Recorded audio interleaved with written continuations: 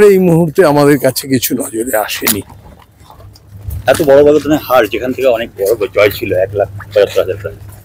দেখুন, এইটা তো আমরা বসবো, দলীয়ভাবে পর্যালোচনা করা হবে, তখন আমরা বুঝতে পারবো। কোথায় সাবোটাজ হয়েছে তুমি মনে করছো? বলা মুশকিল। এখন এটা স্যাবোটেজ হলে তো মানে খুব বিরাট মানে যান্ত্রিক কলা জানতে হবে, সেই রকম কিছু করেছে কিনা বলা মুশকিল। তার কারণ এই রাজ্যের এই সরকারের পক্ষে সবই সম্ভব।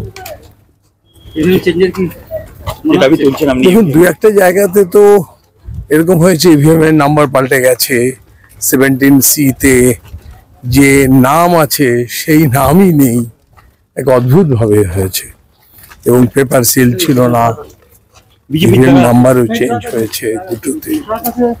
বিজেপির যারা মনে করুন দাঁড়িয়েছিল, তারা কি মনে করছেন যে তারা কি ভোট কাটার পরে এরকম ঘটনা করতে পারে?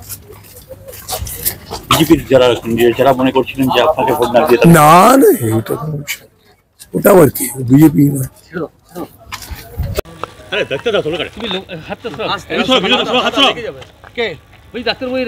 দেখুন, নির্বাচনে তো জয় পরাজয় আছে, তার কারণ জনগণ বিভিন্ন সময় বিভিন্নভাবে আশীর্বাদ করেন। তো এবারের এই যে ফলাফল, এটা অনভিপ্রেত এলো, কাজে এটা আমরা চর্চা করব, এ নিয়ে পর্যালোচনা করব যে এই ফলাফলের কারণ কি। কিছু কিছু ক্ষেত্রে যে ইভিএম মেশিনে, সেখানেও কিন্তু দেখা গেছে যে ইভিএম মেশিন চেঞ্জ হয়েছে, এমন দুটো অভিযোগও করা হয়েছে। আমরা এটা পর্যালোচনা করব স্বাভাবিকভাবে, দলীয়ভাবে। আচ্ছা, তৃণমূল যেভাবে আপনার সাথে ওরা রাজনৈতিক কোনো মানে শিষ্টাচার জানে না, ওদের ক্ষমা করুন।